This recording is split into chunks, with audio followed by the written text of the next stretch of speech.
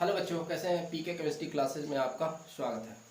बच्चों, आज हम क्लास 10th का जो है नेक्स्ट टॉपिक पढ़ेंगे और आपका चैप्टर चल रहा है और लास्ट चैप्टर आपका चल रहा है carbon and its compound. Carbon और उसके यौगिक के बारे में चल रहा है। तो इसका एक वीडियो आपका हो चुका है और ये दूसरा वीडियो आपका है कार्बन और उसके यौगिक का। तो कार्बन और उसके यौगिक में आज हम पढ़ेंगे कार्बन के अपर रूप, एलोट्रॉप्स ऑफ कार्बन। कार्बन के अपर रूप के बारे में आज हम पढ़ेंगे। इसके यहाँ देख रहे हैं एलोट्रॉप ऑफ कार्बन, कार्बन के अपर रूप। देखिए, बहुत से ऐसे तत्व हैं जिन जो प्रकृति में क्या होते हैं, एक से अधिक रूपों में पाए जाते हैं। तो किसी तत्व का एक से अधिक रूपों में पाया जाना, ध्यान से सुनेंगे, परिभाषा को आप लिख भी सकते हैं इसको। तो किसी तत्व का एक से अधिक रूप में पाया जाता है, यानी कि बहुत से तत्व ऐसे होते हैं कि जो प्रकृति में एक से अधिक रूपों में पाए जाते हैं और एक से अधिक रूप, जिसे अपर रूप हम कहते हैं, और एक से अधिक रूपों में पाया जाना ही उसका क्या कहता है, अपर रूपता कहते हैं। तो किसी तत्व के एक से अधिक रूप अपर रूप कहलाते हैं, इसी तत्व के एक से अधिक रूप अपर रूप कहलाते हैं, तथा प्रकृति में एक से अधिक रूपों में विद्यमान होना या पाया जाना अपर रूपता कहलाता है। तो इनके जो अपर रूप होते हैं, ऐसे बहुत से जो है तत्व हैं जिनके अपर रूप ज्ञात है। अपर माने क्या है, अपर माने क्या, तो दूसरा रूप उसके, यानी कि एक ही पदार्थ के क्या हो सकते हैं, और भी अनेक रूप हो सकते हैं उसके, है ना। इसी को हम कहते हैं अपर रूप कहते हैं। ऐसे बहुत से तत्व हैं जिनके अपर रूप ज्ञात है, जैसे कार्बन के, यहाँ हम पढ़ेंगे केवल कार्बन के बारे में पढ़ेंगे, कार्बन के ज्ञात है। इसके अलावा सल्फर के, फास्फोरस के, सिलिकॉन के, है ना। इस तरीके से बहुत से तत्वों के जो है अपर रूप ज्ञात है, लेकिन यहाँ हमें कार्बन के बारे के अपर रूप को पढ़ना है। तो यहाँ पर लिखा हुआ देख सकते हैं, कुछ तत्व स्वतंत्र अवस्था में विभिन्न भौतिक रूपों में पाए जाते हैं। तत्वों के इस गुण को अपर रूपता कहते हैं। तत्वों के इस गुण को अपर रूपता कहते हैं। ये परिभाषा आप लिख लेंगे, यानी कि द वेरियस फिजिकल फॉर्म, है ना, यानी कि विभिन्न भौतिक रूपों में पाए जाते हैं। इन विच एन एलिमेंट, मतलब जो एलिमेंट्स पाए जाते हैं, कैन एग्जिस्ट कार्ड, वो क्या प्रदर्शित करते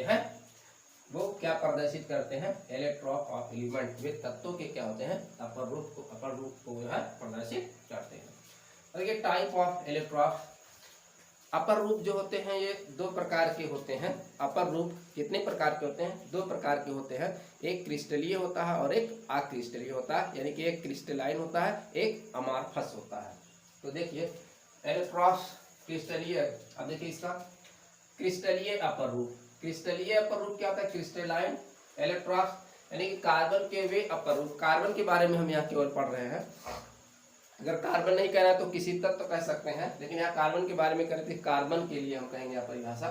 तो कार्बन के वे अपर रूप जिसमें कार्बन के प्रत्येक कार्बन परमाणु एक निश्चित क्रम में व्यवस्थित रहते हैं, ठीक है, वो क्या कहलाते हैं, क्रिस्टलीय अपर रूप कहते हैं। तो क्रिस्टलीय अपर रूप में इसमें कार्बन जो होता है बहुत अधिक संख्या में होते हैं, कार्बन अधिक संख्या में इसमें पाए जाते हैं इसके अपर रूप में। तो ये जो कार्बन की संख्या होती है, इनमें ये जो है सहसंयोजक बंध के द्वारा जुड़े होते हैं और ये एक निश्चित क्रम में क्या होते हैं, जुड़े होते हैं। इनकी एक निश्चित ऑर्डर होती है, यानी कि ये जो है एक सर्टेन ऑर्डर मैनर में क्या होते हैं, अरेंज होते हैं, व्यवस्थित होते हैं।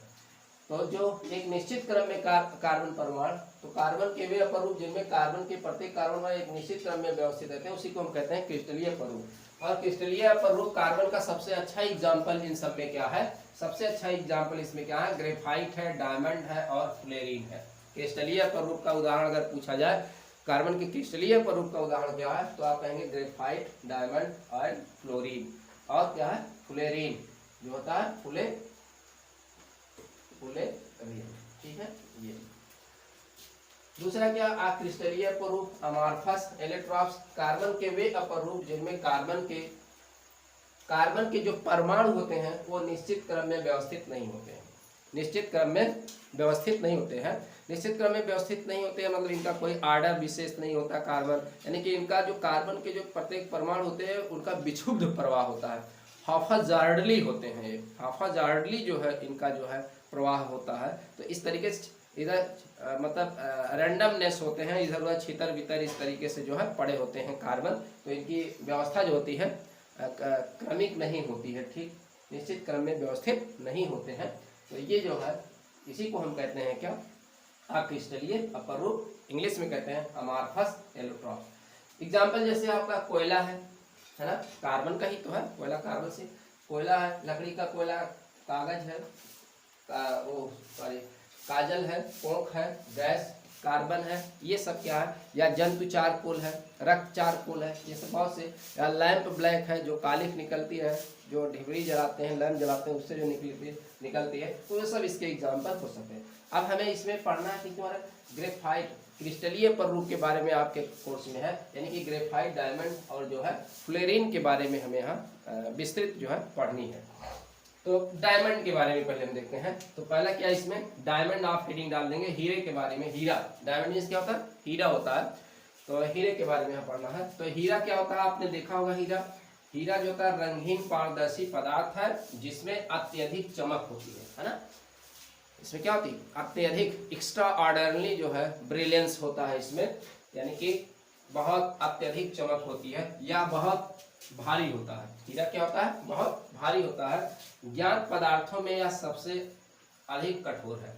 ठीक है, अभी तक जितने पदार्थ ज्ञात है उसमें सबसे अधिक कठोर क्या है, हीरा है। अगर पूछा जाता है कि सबसे कठोरतम पदार्थ क्या है तो आप कहेंगे हीरा है। हीरे से भी एक चीज कठोर होता है, बोरान नाइट्राइट होता है, Bn, ये बोरान नाइट्राइट हीरे से भी क्या होता है, कठोर होता है, ऐसा ज्ञात हुआ है।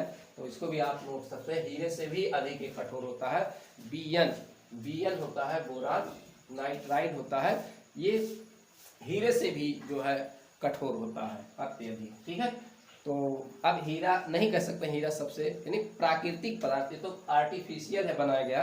अगर प्राकृतिक पदार्थ में कहा जाता है कि सबसे कठोरतम पदार्थ क्या है तो आप बताएंगे हीरा है, और आर्टिफिशियल में क्या है, जो कृत्रिम ढंग से बनाया गया है वो क्या है, Bn है आपका। अब देखिए क्या, हीरा कार्बन का सबसे शुद्ध रूप है, हीरा क्या है, कार्बन का सबसे शुद्ध रूप है। अच्छा, इसमें किसी प्रकार की मिलावट नहीं होता है, जो हीरा होता है किसमें, केवल इसमें कार्बन कार्बन होता है और कुछ भी नहीं होते, इन सब में केवल कार्बन कार्बन ही होता है और कुछ भी नहीं मिक्स नहीं होता है इसमें।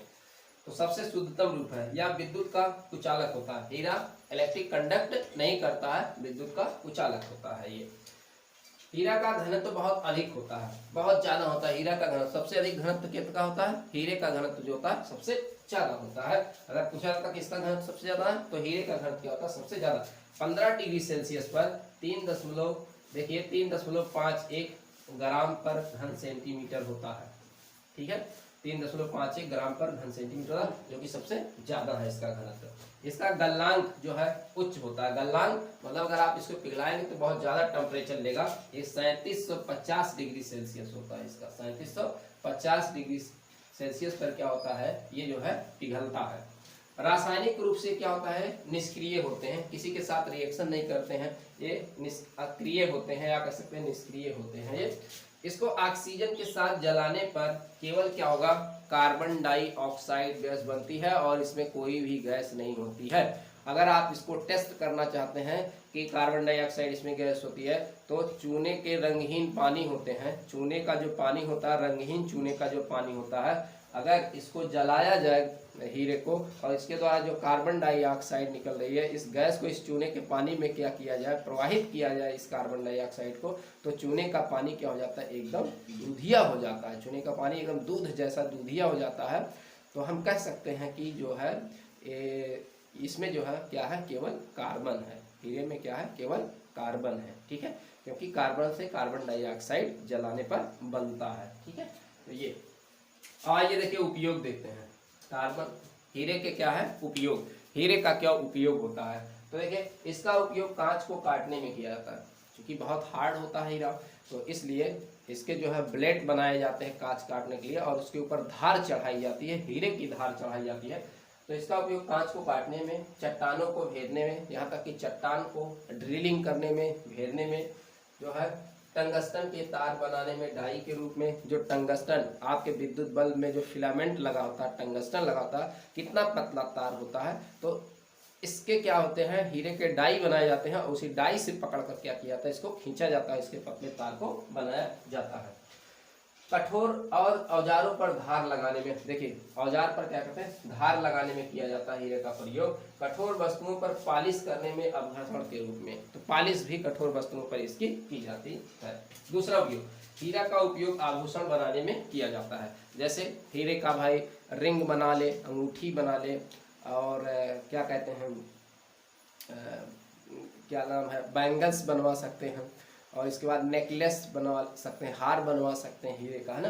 तो ये सब आभूषण जो है बनाने में किए जाते हैं। अगला, हीरे की बहुत पतली नोक बनती है, बहुत इडेज जो होती है, इसकी बहुत नोक जो होती है बहुत पतली शार्प होती है, इसलिए आँख के ऑपरेशन में जो है इसका प्रयोग किया जाता है। तो जो सर्जन होते हैं, जो सर्जरी करते हैं आँख का, तो उसमें हीरे की जो है ब्लेड ऐसे मतलब नुकीली बहुत बनाई जाती है, तो उससे क्या करते हैं, आँख को जो है यहाँ से कट करके निकाल लेते हैं, बड़े आराम से जो है ऑपरेशन इससे हो सकता है।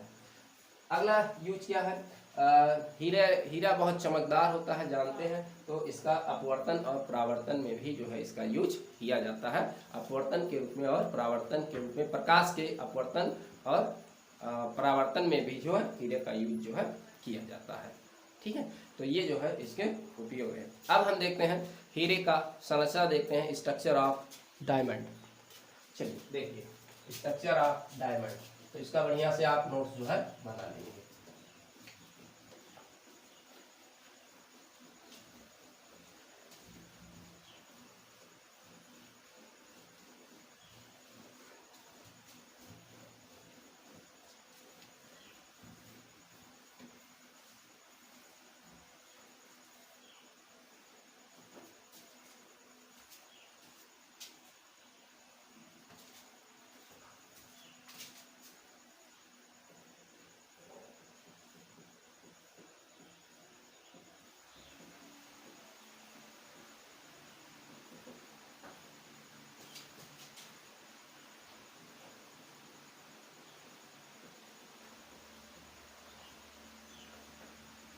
हीरे की संरचना, हीरे की संरचना कैसे होती है, देखिए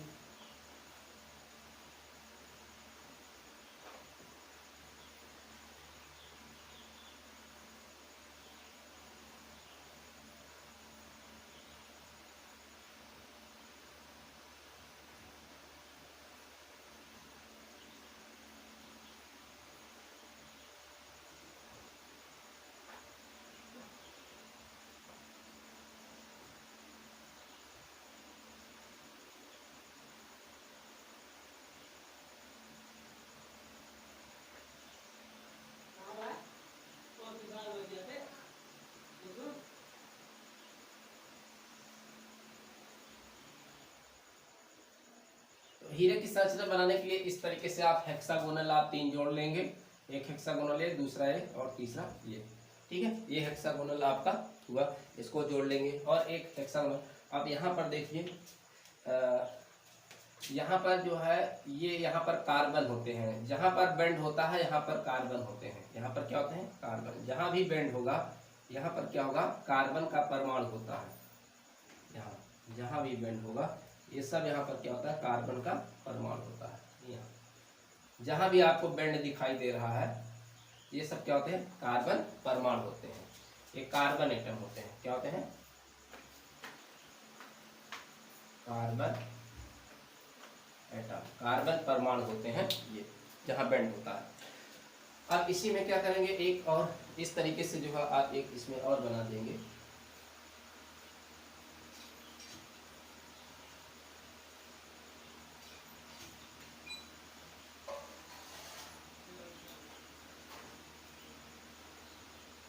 ऐसे इस तरीके से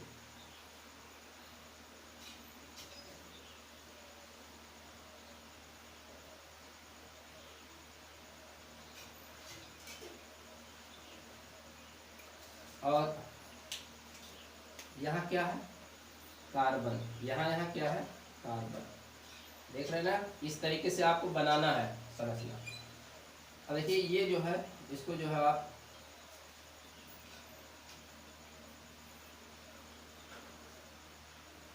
ये यहाँ से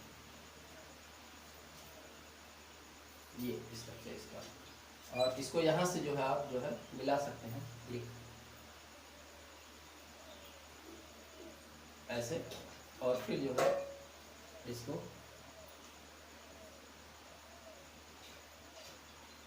यहाँ से, ठीक, और इसको जो है आप यहाँ से मिला सकते हैं।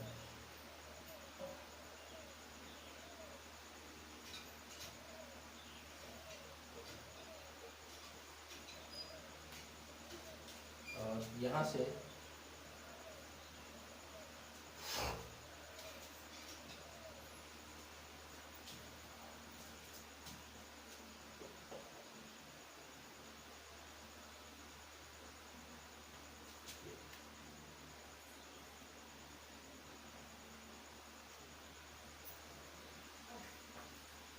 इस तरीके से इसकी जो है संरचना होगी।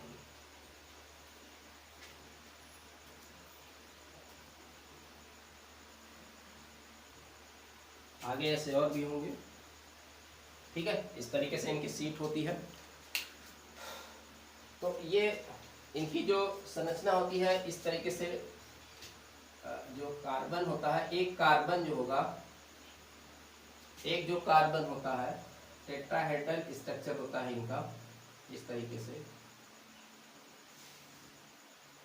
ये कार्बन, ये कार्बन, ये कार्बन, ये कार्बन। यहाँ पर एक कार्बन होता है 4 अन्य कार्बन परमाणुओं से जुड़ा होता है। तो एक कार्बन 4 अन्य कार्बन परमाणुओं से प्रबल सहसंयोजक बंध द्वारा जुड़ा रहता है, ठीक। तो एक कार्बन परमाणु इस तरीके से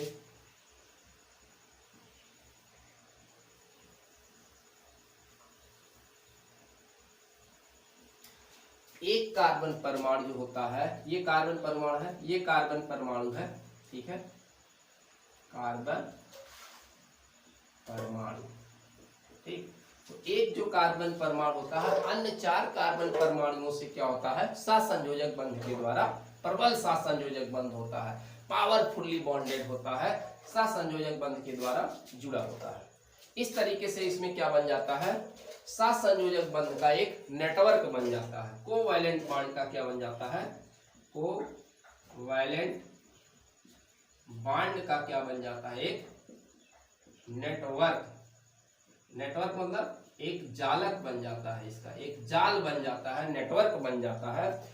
और यही जो जाल बन जाता है, इसका नेटवर्क बन जाता है, पूरी तरीके से ये कठोरता हीरे को क्या करता है, पूरा रिगिड बना देता है, पूरा दृढ़ बना देता है, ठीक है, पूरा दृढ़ बना देता है। इसलिए हीरा क्या हो जाता है, अत्यंत क्या हो जाता है, कठोर हो जाता है। हीरा क्या हो जाता है, अत्यंत कठोर हो जाता है। तो ये हीरे की क्या है संरचना।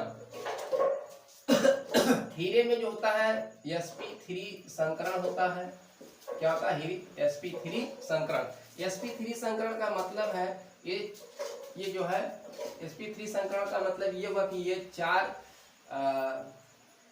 जो है एकल जो है सहसंयोजक बंध बनाता है। 4 एकल सहसंयोजक बंध बनाता है। 4 एकल जो है सहसंयोजक बंध बनाता है। तो कह सकता है हीरे की जो संरचना होती है वो हीरे में जो संकरण होता है, अभी संकरण आप नहीं जान पाएंगे, केवल आप ऐसे जाने इसको याद कर लेंगे। हीरे में कौन सा संकरण होता है, sp3 संकरण। sp3 संकरण का मतलब 4 एकल सहसंयोजक बंध के द्वारा ये जुड़ा होता है। और ये सम चतुष्फलकीय ढंग से क्या होते हैं, सम समचतुष्फलकीय